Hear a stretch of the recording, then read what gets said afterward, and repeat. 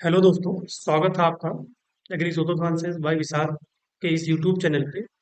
So student, आज का जो सेशन है, बेसिकली फ्रेंड, जो सेशन आज का, ये हम लोग डेडिकेट करेंगे जो भी agriculture and allied agriculture sector में अपना कैरियर को ढूंढ रहे हैं या फ्यूचर अपॉर्चुनिटी देख रहे हैं या प्रेजेंट टाइम पे उसमें इंगेज है, लाइक वो बीएससी में है, अभी अंडर ग्रेजुएट में है या मास्टर पीजी में है या पीएचडी में है। तो उनके माइंड में एक क्वेश्चन चलता रहता है कि एग्रीकल्चर सेक्टर में, जैसे आप एक नाम सुनेंगे एग्रीकल्चर साइंटिस्ट, नाम सुनने से ही काफी प्रेस्टिजियस लग रहा है और सोसाइटी में अलग लेवल का आपको एक दर्जा मिलता है। वैज्ञानिक, गांव में यहाँ कहीं भी आप, तो अगर आप वैज्ञानिक अपने आप को बताते हैं तो एक स्टैंडर्ड जो है, सोशल प्रेस्टिजियस जो आपको मिलता है वो अलग मिलता है। तो उसी को डेडिकेट करेंगे आज का सेशन। काफी स्टूडेंट जो है उन्होंने मुझसे इसके बारे में पूछा और अभी इस चीज को अगर देखा जाए तो उतना, क्योंकि अभी मेरे पास कोर्स नहीं, तो उतना कंफर्ट नहीं बताने का। बट जो भी मैंने इन्फॉर्मेशन कलेक्ट किया है ऑन द बेसिस ऑफ, चाहे वो मैंने सोशल मीडिया से या हर की वेबसाइट से जाके कलेक्ट किया, तो मैं इसको एक्सप्लेन करने की कोशिश करूंगा। अगर आपको डाउट होगा या कुछ क्वेरी रहे या अगर मैं कहीं कुछ हूँ तो आप उसको जरूर कमेंट करके बताइएगा। अगर आप पहली बार विजिट करेंगे अपने इस हमारे चैनल को, तो सब्सक्राइब जरूर करिएगा और कमेंट करके बताइएगा वीडियो कैसा लगा। तो स्टूडेंट, आज का जो सेशन है, बेसिकली हम लोग डिस्कस करेंगे how to become an agriculture scientist, कृषि वैज्ञानिक कैसे बने, इसको मैं डिस्कस करूँ। अब उसमें क्या क्या डिस्कस करें हम लोग, जैसे उसकी एज आपकी क्या होती है, एलिजिबिलिटी क्या होती है, कौन कौन सा आप एग्जाम देते हो, नेक्स्ट आपका स्कोप क्या है इस सेक्टर में आने में, जैसे आप रिसर्च में आ रहे हो, साइंटिस्ट बन रहे हो, आपकी सैलरी कितनी रहेगी और पोस्टिंग आपकी कहाँ मिलेगी। सबसे इंपॉर्टेंट है कि कौन कौन से एग्जाम देके आप इस सर्विस में एंट्री पा सकते हैं। तो बेसिकली देखा जाए तो एग्रीकल्चर साइंटिस्ट जो है, कृषि वैज्ञानिक, अगर हम लोग देखें वर्क इन्वायरमेंट क्या है इनका, मेन वर्क क्या होता है, तो जो एग्रीकल्चर साइंटिस्ट होते हैं, एग्रीकल्चर में भी अगर आप यूजी कर रहे हैं तो आपको आइडिया लग गया होगा, उसके डिफरेंट डिसिप्लिन होते हैं। एग्रोनॉमी, हॉर्टिकल्चर, क्रॉप प्रोडक्शन हो गया आपका, लाइक प्लांट प्रोटेक्शन हो गया आपका, लैब वर्क जैसे स्टेटिशियन डेटा ब्रॉडकास्ट करना या एक्सटेंशन प्रसार करना, एग्रीकल्चर इकोनॉमिक्स, बायोटेक, या आप देखेंगे डिफरेंट जीन को ट्रांसफर करना, जीपीवी।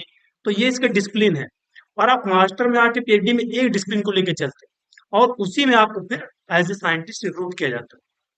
तो ये क्योंकि आपका वर्क, आप किस सब्जेक्ट को आपने चुना है उसी के बेसिस पे आपका वर्क होगा। जैसे आपने अगर एग्रीकल्चर एक्सटेंशन चुना, तो आपका क्या है, अगर साइंटिस्ट आप रहेंगे तो नए नए जो इनोवेशन है, नए नए जो आइडिया आ रहे हैं या क्या फ्यूचर में चैलेंजेस रहने वाले हैं किसानों को, आप उनसे गोष्ठी करके उनके क्षेत्र में जाके आप वो जानकारी उनको देंगे।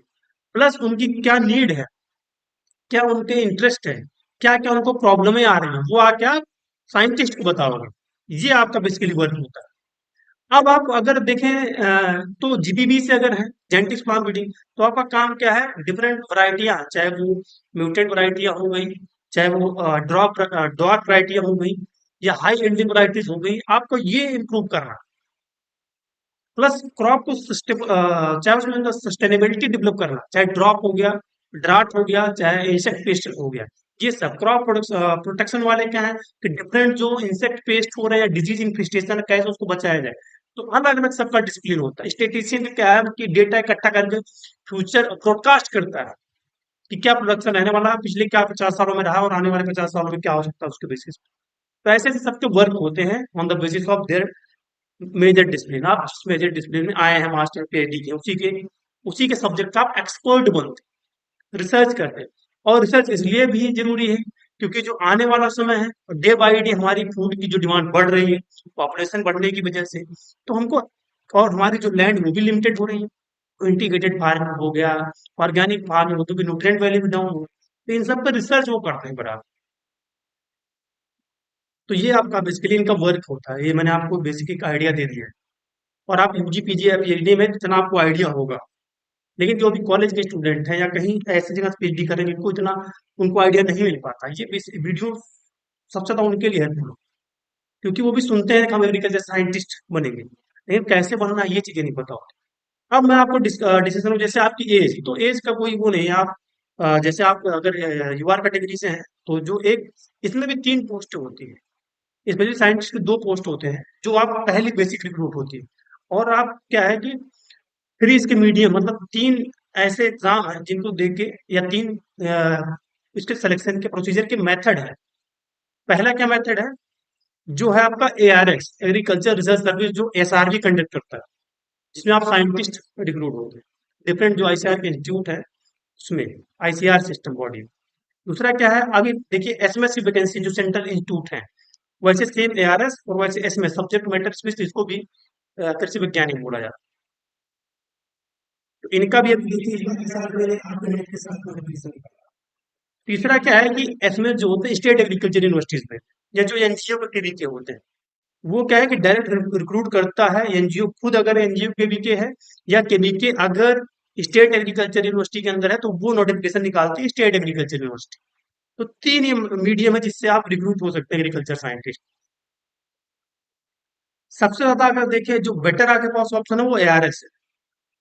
तो एआरएस का जो एज एलिजिबिलिटी है वो 30, आप एज का बहुत ज्यादा फाउंडेशन नहीं है, ना ही अटेम्प्ट का है।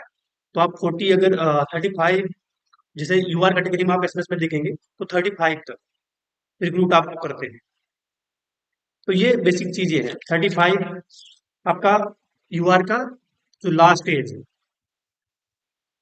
तो वैसे आरएस का भी है, आरएस में बहुत ज्यादा एज का फाउंडेशन नहीं है, आप जब तक देना चाहें दे सकते हैं, लेकिन 40 लास्ट है। स्टेट एग्रीकल्चर यूनिवर्सिटी को मैं बता रहा हूँ कि 35 तक ये लोग आपको रिकमेंड करते हैं। अब हम लोग देखेंगे, जैसे मैंने आपको बताया कि एग्जाम तो तीन तरह से आप इसमें एंट्री पा सकते हैं, और तीनों का अलग प्रोसीजर सिलेक्शन है। प्रोसीजर में जैसे पहला आप जाएंगे तो एआरएस को देखेंगे तो एसआरबी आपका एग्जाम उसका कंडक्ट करवाता है, जिसकी एलिजिबिलिटी अभी 22 तक जो रही है आपकी, एमएससी रही, पीजी रही। बट जो 23 में नोटिफिकेशन आपका आया, जो 30/9/2023, वहां 30/9 तक आपकी 23 नोटिफिकेशन है, उसमें पीएचडी कंपलसरी कर दिया कि आप पीएचडी पास आउट होने चाहिए, या फाइनल ईयर के अगर स्टूडेंट है पीएचडी के, आपकी डिग्री 30 सितंबर तक हो रही थी, तो आप एलिजिबल थे उस फॉर्म को फिल करने के। तो इसके लिए एआरएस के लिए क्या है कि पीएचडी एलिजिबल होनी चाहिए, आप जिस भी डिसिप्लिन में, हर डिसिप्लिन में आती वैकेंसी। बट उसके बाद, क्योंकि एक एसआरबी के जो चेयरमैन है हमारे हिमांशु पाठक सर, कट दिया है कि हम नेक्स्ट ईयर जो विड्रा करेंगे पीएचडी वो, और एमएससी ही एलिजिबिलिटी रखेंगे एआरएस।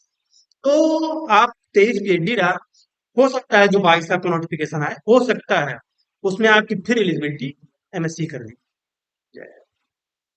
ये एलिजिबिलिटी का हो गया। अब अगर आप जाएंगे उसी में, एसआरबी ने नेट के साथ आपका एसएमएस का निकाला, तो उसकी मास्टर एलिजिबिलिटी।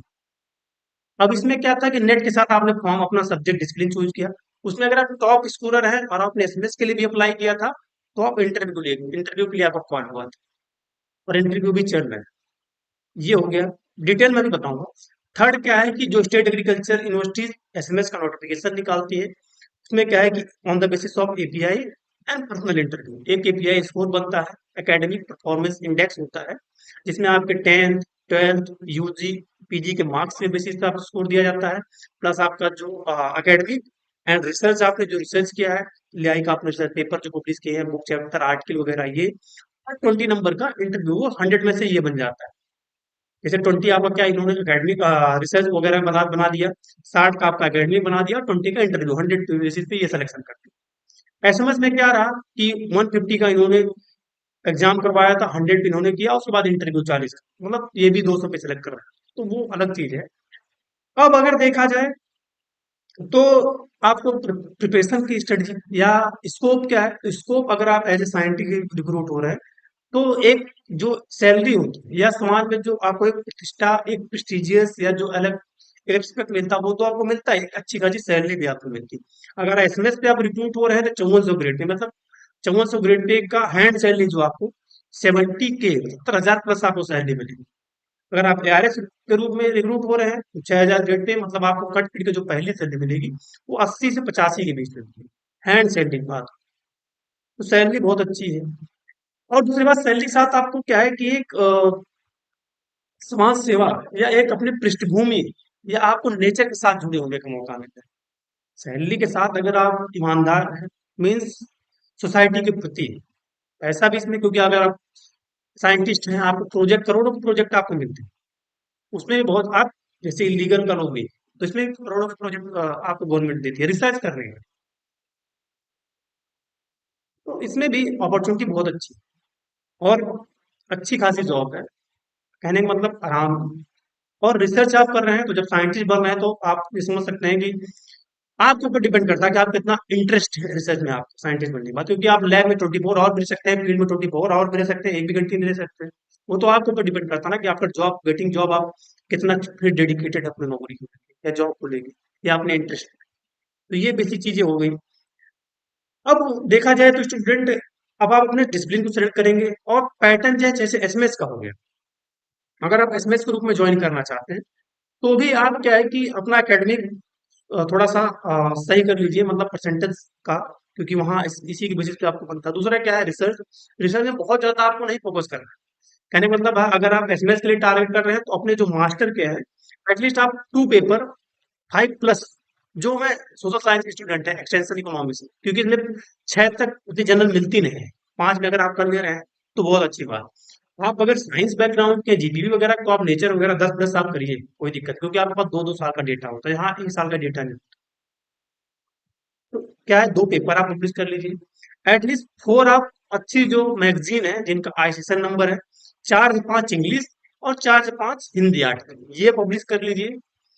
4 से 5 आप 3 से 4 बुक चैप्टर पब्लिश कर लीजिए। और जो है जैसे आपने एनएसएस एनसीसी किया, ये अलग बात है। अगर आपके पास मेडल है तो सोने पे सुहागा, मतलब और अच्छी बात है वो। लेकिन ये जो बेसिक चीजें हैं इतना आप कर लेंगे तो आप फॉर्म अप्लाई करेंगे तो आपको इंटरव्यू के लिए कॉल होंगे, तो आप इंटरव्यू आप फेस करेंगे। आफ्टर इंटरव्यू के बाद जो टोटल आपके मार्क्स हैं उसके बेसिस पे आपका लिस्ट बन जाता है। और ये मैं बता रहा हूँ, ये इन वैकेंसियों में थोड़ा सा उतना क्लियर, मतलब क्लियर नहीं हो, थोड़ा सा रिकमेंडेशन वगैरह भी चलता है। बट इस चीज को आपको नेग्लेक्ट करना है। अगर आप स्टूडेंट हैं तो आप अपना फोकस करिए, 1 2 3 4 अटेम्प्ट नहीं हो रहा है तो कोई बात नहीं, आप ट्राई करते रहिए, दूसरी जगह भी ट्राई करते रहिए। लेकिन थोड़ा सा मैं इस चीज को आप बताऊंगा, इतना फेयरनेस नहीं इन कंपेरिजन टू एसआरबी। उसमें भी चलता है, उसमें भी जैसे क्या है कि ईस्ट साउथ नॉर्थ चल रहा है। क्योंकि मोस्टली वहाँ के जो रिक्रूट एक्सपर्ट हैं या साइंटिस्ट हैं कमेटी, सिलेक्शन कमेटी के, वो साउथ के होते हैं, तो हर स्टूडेंट अपने एरिया को प्रेफर करता है। लेकिन आप अगर मीन्स जीनियस हैं, आज के समय में या तो बहुत आप जीनियस रहे या तो बहुत आपका मतलब अच्छे खासे लोगों से टिकट होनी चाहिए।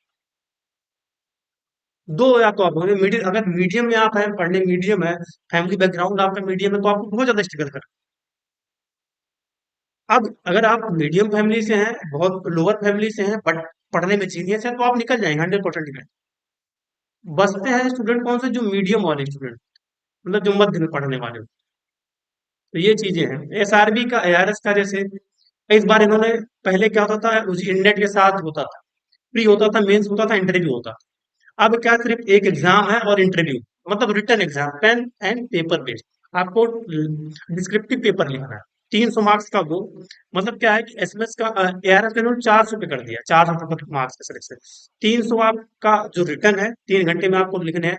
अब 300 में जैसे 10 मार्क्स से ज्यादा लॉन्ग टाइप के आंसर है, फिर शॉर्ट टाइप के हैं, फिर 2 लाइन वाले आंसर, वर्ड लिमिटेशन है, डिवाइड ऐसे करें। उसके बाद आपका जो 40 नंबर का, इसमें भी रिसर्च का आपका वोटेज है। मतलब आप अभी तक जो PhD तक आपने रिसर्च किए हैं, रिसर्च आर्टिकल पब्लिश किए हैं, रिव्यू पेपर पब्लिश किए हैं, रिसर्च पेपर पब्लिश किए हैं, जो आपको अवार्ड मिले हैं, ये सब प्लस 60 मार्क्स का आपका इंटरव्यूज में भी। तो ये टोटल इसके बेसिस पे सिलेक्शन है। तो ये चीजें हैं। बट सबसे ज्यादा आपको क्या है कि मैं देखता हूँ जो स्टूडेंट को रहता है कि वो जैसे अभी इस समय ट्रेंड क्या इंडिया में चल रहा है, चाहे रिसर्च पेपर हो, चाहे बुक चैप्टर हो, चाहे आर्टिकल हो, चाहे बुक हो, मतलब एक अच्छा खासा इसका बिजनेस खड़ा, रातों रात 2 तो 4 दिन में ये सब पब्लिश हो रहा है। तो इन पे आपको ठीक है, इतना आप करिए कि आपका जो मिनिमम क्वालिफिकेशन उसको फिलफिल करिए, और आप प्रिपरेशन करते रहें, क्योंकि आपको सब्जेक्ट पे कमांड बनाए, सबसे ज्यादा वो कमांड होता है। अगर वो कमांड आपका रहेगा तो आप साइंटिस्ट नहीं बनते हैं तो भी एक टीचिंग में अच्छे खासे आ सकते हैं। टीचिंग में गवर्नमेंट में नहीं आ पाएंगे, असिस्टेंट प्रोफेसर नहीं बन पाएंगे आप, तो प्राइवेट यूनिवर्सिटी, प्राइवेट कॉलेज में आप अपना जीवन यापन अच्छे से कर पाएंगे। क्योंकि आपका नॉलेज नहीं रहेगी, वहां पढ़ाने के लिए 200 के बच्चों के बीच में आपको खड़ा किया जाएगा, तो आप नहीं अगर अच्छे से डिलीवर कर पाओगे तो। क्योंकि प्राइवेट में एग्जिस्ट करना बहुत डिफिकल्ट, अगर आपके पास नॉलेज है 20-22 हजार में एग्जिस्ट आप कर जाएंगे, क्योंकि वहां उन्होंने आपको सिर्फ एक पर्सन रखा है अपने सब्जेक्ट के एक्सपर्ट में। आप नहीं रख, आप खुद वहां नहीं गए हो, उन्होंने डाल के खाए ये आदमी हमारे पास एग्रोनॉमी एक्सटेंशन का है, बस आपको गिनती के लिए। लेकिन आपको अगर नॉलेज है तो आप अच्छे इंस्टीट्यूट में जाओगे, 40+, 45, 50 तक। तो ये बेसिकली आपके साइंटिस्ट बनने का प्रोसीजर मैंने आपको बताया। 3 मेथड हैं इसके आपके इंटरव्यू पाने के, जैसे मैंने आपको बताया। एक तो आप स्टेट एग्रीकल्चर यूनिवर्सिटी में जो खुद नोटिफिकेशन उससे जा सकते हैं, एसआरबी से एसएमएस जा सकते हैं, एसआरबी से एआरएस जा सकते हैं। तीनों का सिलेबस मोस्टली इसमें क्या है, इसमें भी कहीं कहीं अब एग्जाम करवाने लगे हैं। इसमें एपीआई की बेसिस पे आपको शॉर्टलिस्ट किया जाता है इंटरव्यू के लिए, जबकि एसआरबी एसएमएस और एआरएस में आपका एग्जाम होता है, उसके बेसिस पे आपको शॉर्टलिस्ट किया जाता है पर्सनल इंटरव्यू के लिए। पर्सनल इंटरव्यू के बाद आपका क्या है कि फाइनल लिस्ट बन जाती है, मतलब बेसिस ऑफ आपके रिटर्न एग्जाम के बेसिस पे, इंटरव्यू के बेसिस के नंबर। जी। स्कोप बहुत अच्छा है, आपको सर्विस करने का मतलब एक किसानों की सेवा करने का या अपने पृष्ठभूमि से जुड़े नेचर के साथ रहने का मौका मिलता है। समाज में अच्छी खासी आपको साइंटिस्ट आपके आगे जुड़ता है तो वो मिलता है, प्लस सैलरी अच्छी खासी मिलती है। पोस्टिंग क्या है कि जो एसएमएस होते हैं, जैसे जिस यूनिवर्सिटी के केबीके है वहीं आसपास वो रहता है। आईसीआर एसआरबी से आप जा रहे हैं तो जहाँ भी इंस्टीट्यूट है वहाँ भी आपको, वहाँ पूरे इंडिया में आपको जाना पड़ेगा एसआरबी से। ये चीजें हैं, सैलरी सबकी मोस्टली सेम है। एचआरएस लेके आपको आवास वगैरह सब वहाँ मिलते ही है, प्लस जो भी एक गवर्नमेंट के एम्प्लॉय को सर्विसेज मतलब जो सुविधाएं मिलती है वो आपको मिली। तो इसमें क्या है कि बहुत ज्यादा फाउंडेशन नहीं है, क्लियर कट है, लेकिन वैकेंसीज का थोड़ा कम आते हैं इसमें कि नंबर ऑफ कैंडिडेट को। जैसे क्या है कि एआरएस में दो चार पाँच छः सात आठ ये मैक्सिमम इतनी हर बार वैकेंसी होती है हर डिसिप्लिन में। इसमें तो ये याद है, क्योंकि स्टूडेंट डे बाय डे बढ़ रहे हैं इस सेक्टर में, रिसर्च में, पीजी पीएचडी में, तो इस वजह से कंपटीशन हाई इसमें भी है। तो आप इन वैकेंसी को क्या है कि आप अगर पीएचडी पहुंच गए, आपने नेट और क्लियर अपना कर लिया है, थोड़ा सा जो मतलब बेसिक बेसिक दो चार आर्टिकल लिख के बुक चैप्टर लिख के आप तैयार हैं, तो इसके लिए बहुत आपको पैनिक नहीं होना। जब आएंगे आप फॉर्म फिल करिए, आप साथ में अपना कुछ ही मतलब और भी एग्जाम को या अपने सब्जेक्ट का नॉलेज बढ़ाते रहे, सिर्फ इसके लिए, क्योंकि का कोई फिक्स नहीं कभी वैकेंसी आएंगे। ये मेरे कहने का मतलब है।